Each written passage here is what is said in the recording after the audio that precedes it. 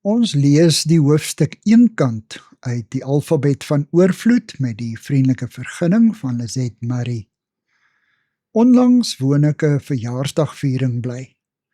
Soos dit dikwels by sulke geleenthede gaan, kwetter die vroue sonder om asem te skep. Skoolvriendinne herontdek mekaar. Staaltjies word opgeroep en met ekstra kinkels oorvertel. Selfone word uitgehaal en kleinkinders se foto's oor en weer gewys. Videogrepe met kostelike sêgoed word op die ry af aangestuur. Tussendeur rinkel die koppies. Koekbordjies word met nog 'n snytjie sjokoladekoek entjies gelaai. Almal lag en gesels. Die vreugde van die saamwees is ooglopend.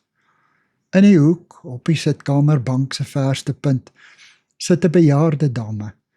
Die persoon langs haar sit met haar rug na die ouer vrou gedraai, skynbaar onbewus daarvan dat sy haar heeltemal by die gesprek uitsluit.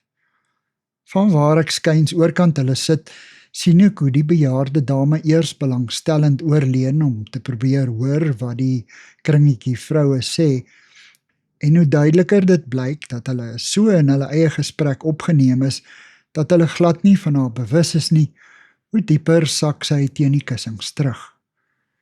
Hoekom draai jy nie net na die ouer dame toe nie, wil ek vra. Sluit haar in, kyk in haar oë, luister 'n slag na haar. Dalk word jy verras met 'n skerp intellek en heelwat lewenswysheid. Ons doen dit maklik, dink ek. Ons parkeer ander mense. Ons leef onnadenkend en onbedagsaam. Ons is nie ingestel op eenkant mense nie en kyk bo-oor of dwars deur hulle. Dalk omdat hulle nie 'n sinvolle bydrae kan lewer nie. Of omdat ons dink hulle kan nie. Moontlik omdat hulle ons aan ons eie weerloosheid herinner. Of dalk uit blote selfgesentreerdheid. Van kleins af wil ons gesien en gehoor en aanvaar word. En gelief wees. Ek onthou nog die kleindogtertjie opwinding met die oopvou van 'n briefie waarin daar staan, "Sal jy my maatjie wees?" Dit het my spesiaal laat voel. Iemand het my raak gesien en my uitgekies om tydens pouse met haar te speel. 'n Hoërskoolkind se groot vrees is om nie deel van die meningsvormers te wees nie.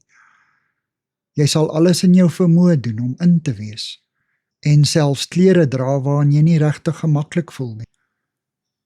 Ek onthou ons as studente graag heel agter in die toerbus wou sit, daar waar die groot gelag en kitaarspeelery gewoonlik ontspring. Jy wou opsluit deel van die ingroep wees. Niemand wil eenkant geparkeer voel nie. Ons sien alleen mense oral. Die kleutertjie in die sandput terwyl die maatjies op die trampolien spring. Die laerskoolkind wat met sy rug teen die muur staan en kyk hoe die ander 'n bal skop. Of die hoërskoolkind alleen langs die koeldranktafel by 'n partytjie.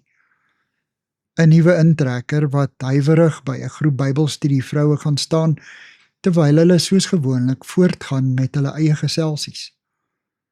Ons moet fyner op mekaar ingestel wees.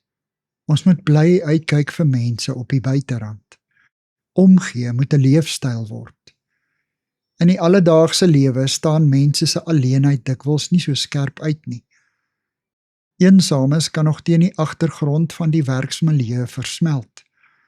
Maar die oomblik wanneer die jaar onder ons begin uitgly en die kersseisoen aanbreek, word eensames nog eensamer. Hulle kyk dikwels van buite af na die vreugdevierings. Feesdae soos Kersfees konfronteer hulle met hulle alleenheid. En hoe groter die fees, hoe meer uitgesluit voel hulle. Ons aanvaar maklik ons saam wees met geliefdes as vanselfsprekend. Ons vergeet, dit is 'n geskenk uit God se hand.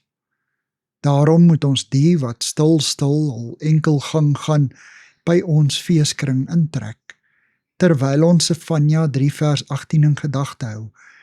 Ek maak die by mekaar wat treur, ver van die feestelikheid af. Hierdie woorde kom uit God se mond en sy hart, en dit word sy opdrag aan ons. Dankie vir die saamkuier. Ek deel Lizet se kontakbesonderhede in die inligtingsparagraaf van die kanaal. Daar is ook skakels na voorlesings van Lizet se ander publikasies wat hier beskikbaar is.